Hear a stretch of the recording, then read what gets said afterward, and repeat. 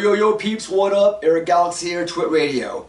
Yeah, got my crappy San Jose Sharks hat on. I don't know what brand this is, but I think I need a new one. But yeah, hockey, NHL has officially started today with a game between the Devils and Sabres, but they're playing in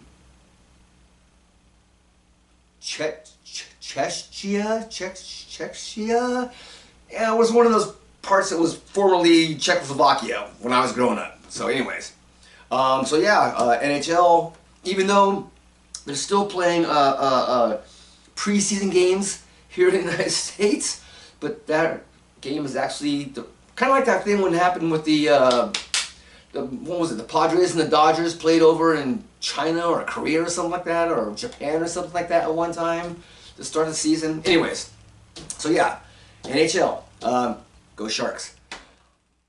Before I get into the good stuff,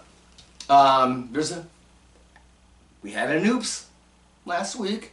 I mentioned Heisman Trophy winners, something blah blah blah, I can't remember what it was, but I said the name Rod Woodson.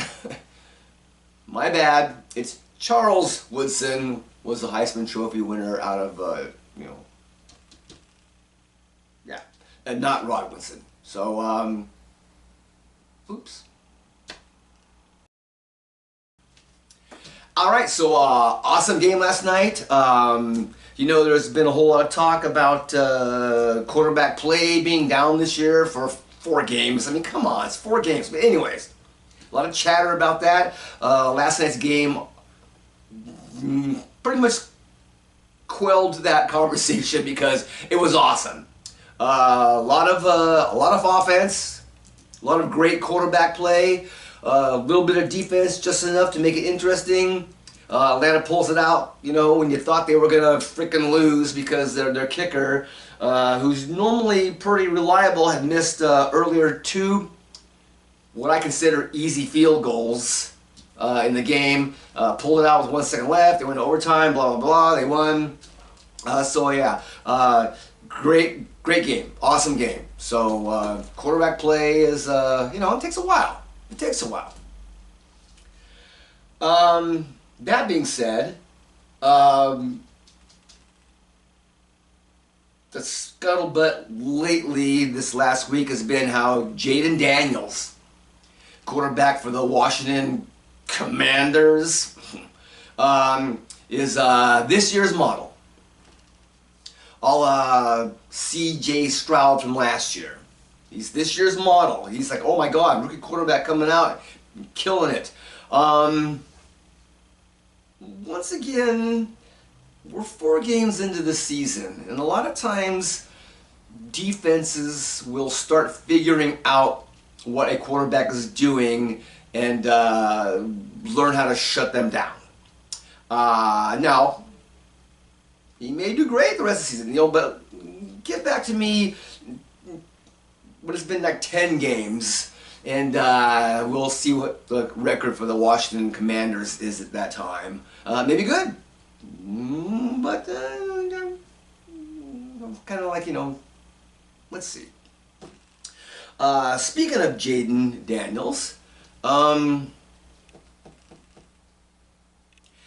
Antonio Pierce, the head coach for the Las Vegas Raiders, was given an 8-year show cause penalty by the NCAA for recruiting violations while he was an assistant coach at Arizona State University.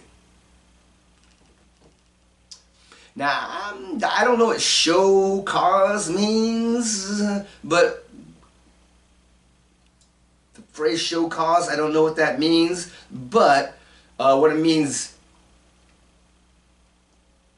penalty-wise is that if he is hired, let's say he loses his job with the Raiders, which is probably going to happen because everybody loses their job with the Raiders eventually. He's going to have to be suspended. If he gets hired by an NCAA team, he, for whatever capacity, he will be suspended for the first year, so he can't talk to anybody on the team. So basically, like let's say Arizona State hires him back and goes, okay, we're hiring you back as assistant coach, and but for the first year, you can't be in the building, you can't do anything. I mean, I don't know why a team would do that, but seen weirder stuff.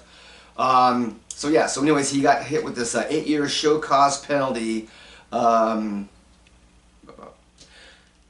real interesting thing about this, though, is that Jaden Daniels went to Arizona State University to start his college career, and his mom apparently was part of these infractions where she set up meetings and stuff with other people, and I'm not exactly sure what she did, but apparently she was like involved in the infractions, which is kind of like, okay, so did she know that she was like doing something against NCAA regulations? Because from what I heard, she's pretty knowledgeable about the whole football thing.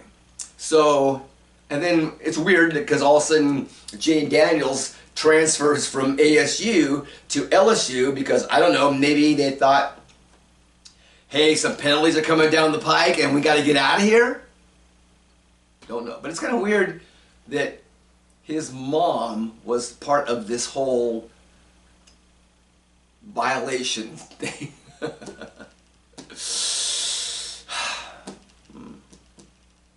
Another reason this is kind of weird is because when Jim Harbaugh left Michigan to go be the head coach for the Chargers, there was a lot of rumblings about how he was involved with NCAA violations as well. But everyone was saying, "Oh well, what does he care? He's gone. They can't do anything to him because he's gone. He's gone to the NFL." But so apparently the NCAA can still give penalties out to people, even though they're not part of the NCAA anymore. So that kind of squashes that whole conversation down, or maybe even starts it up, because it's like, oh well, what happens if Jim Harbaugh? I mean, obviously, nothing's happened against Michigan yet. They haven't been sanctioned violations yet or whatever. But what if they do? And all of a sudden now they pass down a penalty to Jim Harbaugh, so that if he comes back to college football, which he probably will not do, he gets sanctioned also or whatever, penalized or whatever you call it. So yeah, so that whole conversation going around that Jim Harbaugh, well, he's gone, they can't do nothing to him. Well, apparently they can. Another suspension that was handed down this past week was Von Miller got suspended for 4 games for violation of NFL personal conduct policy. This stems from allegations. Apparently he got into an altercation with his girlfriend where she said that he put his hands on her neck forcibly or whatever, and something yada yada yada, and she was going to call the police, and then he left and the police came out, and even though no charges were filed against Von Miller, the police report was filed, and it said that the officer noticed bruising around the neck of the girlfriend and whatever. I'm like going, not only that, but both Von Miller and his girlfriend basically said this is nothing, it was all blown out of proportion by whoever. But here's the thing, it's like, why is the NFL suspending somebody for a violation of a policy if both parties are saying that nothing happened and no arrests were made, nobody was, I mean, no, really? That just seems kind of like, I don't know, overkill? Was that? Anyways, so yeah, Von Miller suspended for 4 games. because some Yahoo police officer decided to file a report basically.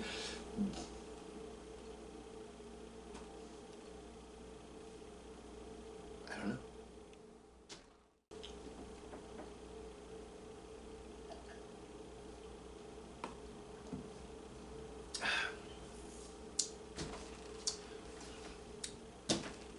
Alright, so last Monday night was, they had 2 games on at the same time. There are certain people that are lamenting the fact that there's 2 games on at the same time because, I mean, I don't know. How do you watch 2 games at the same time? You know how you do it? You got your TV on, you got your laptop on, and you're watching 2 games at the same time. I have 2 laptops. So when college games are on, I got one here, I got one here, I got my TV there, I'm watching 3 games at the same time. It takes a little practice. It probably takes a little bit of having the mental aptitude, is that the right word, aptitude, to be able to do that. But yeah, I do it all the time. I can watch sometimes I'll watch a baseball game and 2 football games at the same time. You just gotta kind of know when to watch and when not, what you're looking at. You have to be cognizant of what's going on. You know, when to watch. You know, there's a timeout here, there's play going on here, this is a 4th and blah blah, this is like, you know, it's a field, whatever. I don't know how I do it, I just do it. And it's easy for me. But I know a lot of people, it's not easy for them to watch 2 games at the same time.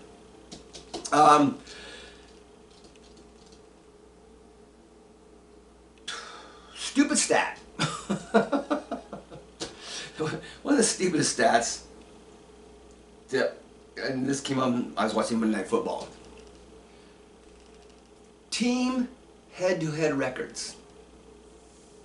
Oh, this team is 45-15 against this team, all time.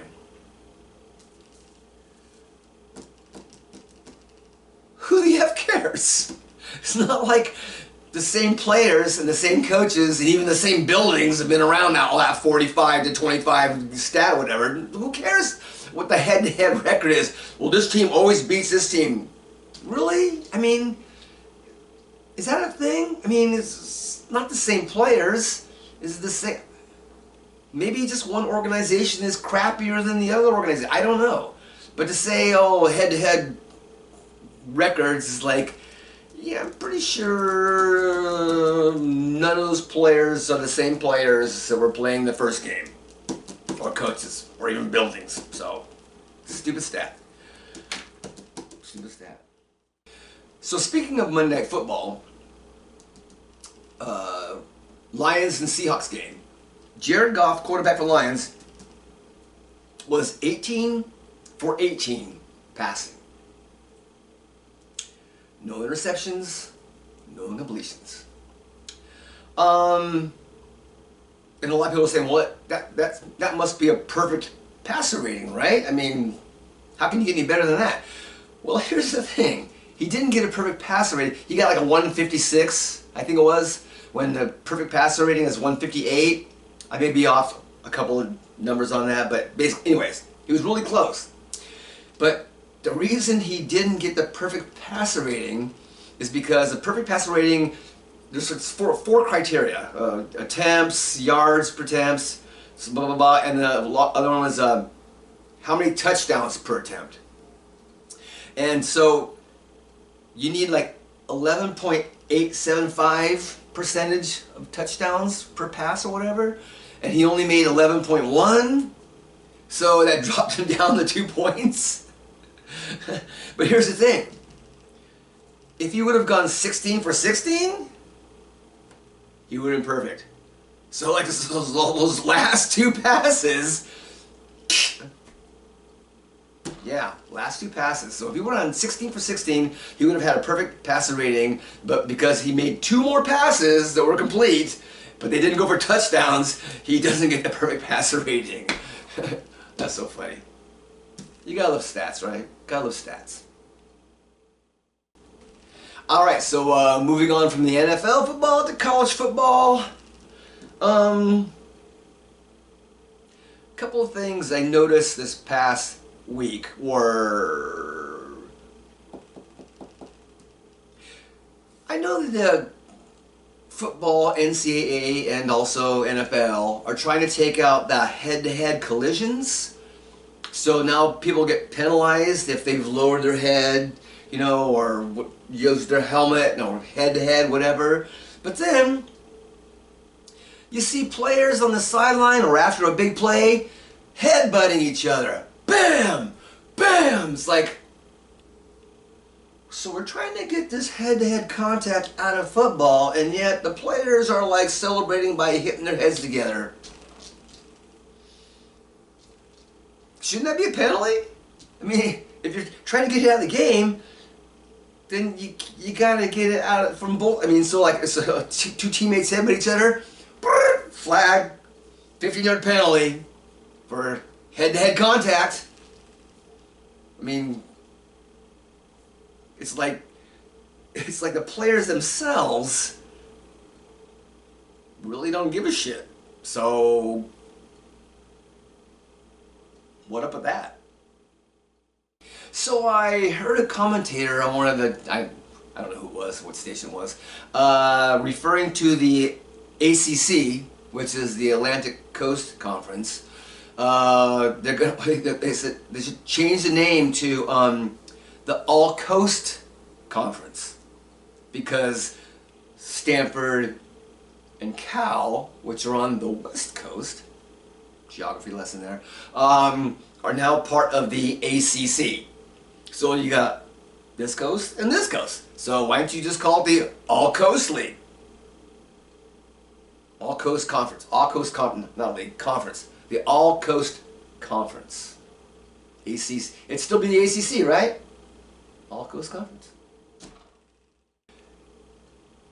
And once again, Travis Hunter should be the odds-on favorite to be the Heisman Trophy winner this year.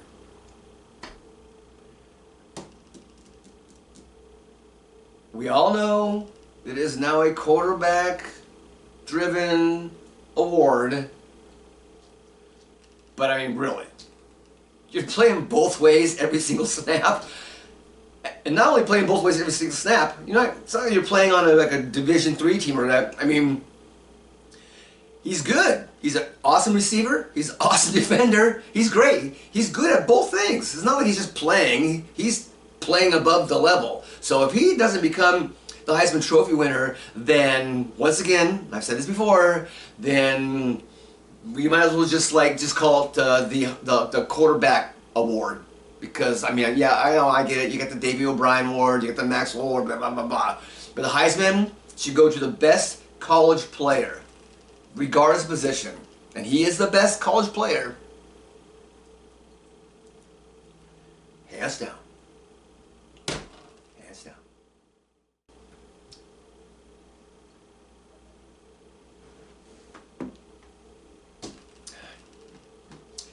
Alright, so Major League Baseball, playoffs are now here. I've already been a couple of surprises in the wild card round. Orioles are out. Astros are out.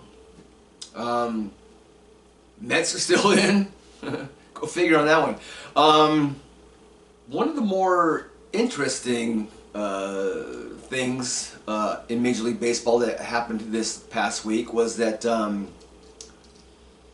they've decided to, for the All-Star game, to go back where players are wearing their own uniforms, like it used to be back in the day.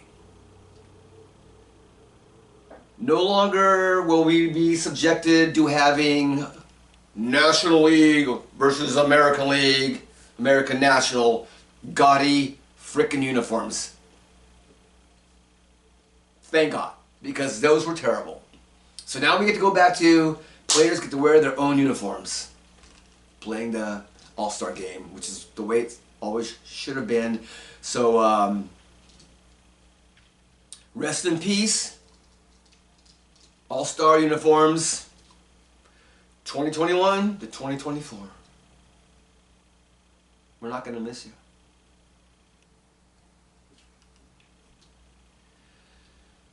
Speaking of rest in peace, Pete Rose passed away this past week.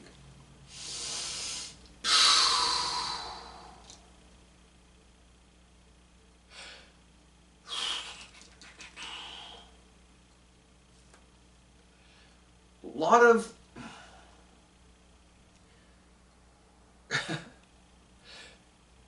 one of the more controversial figures in baseball ever.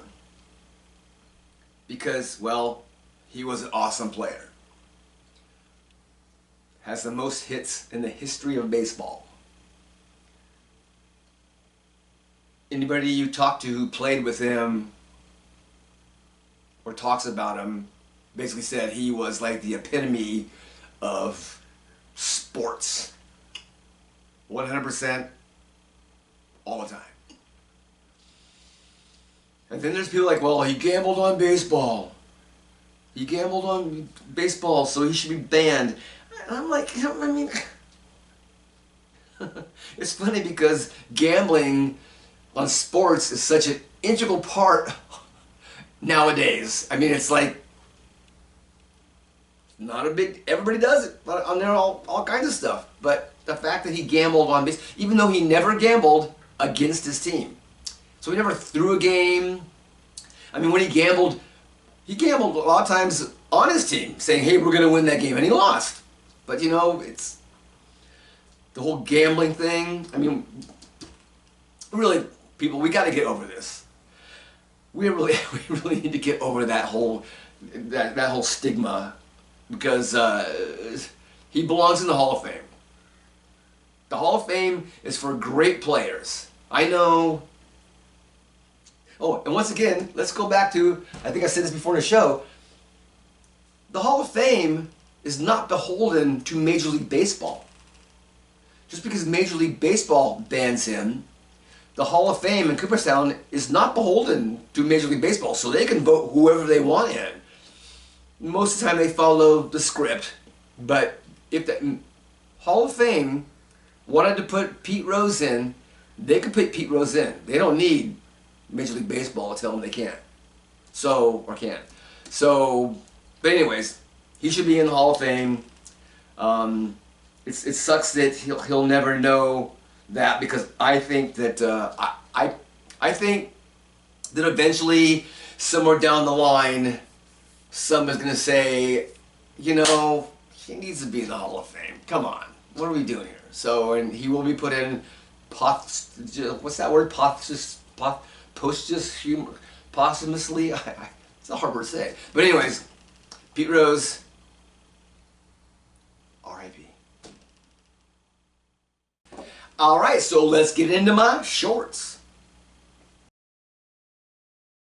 Why is Greenland not a continent? It's bigger than Australia, and Australia is the continent. I mean, my whole thought on continents is that there should be several countries in a continent.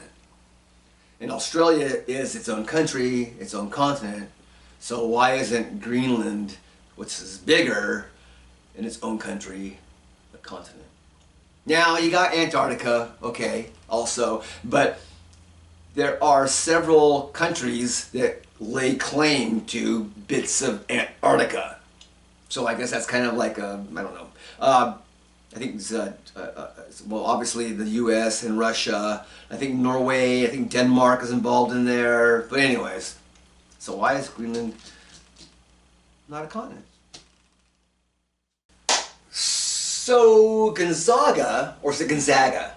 It's Gonzaga, I think, but for some reason they call themselves the Zags.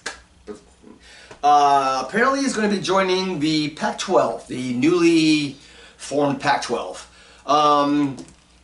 But not as full-time members because they don't have football. which I find kind of interesting because,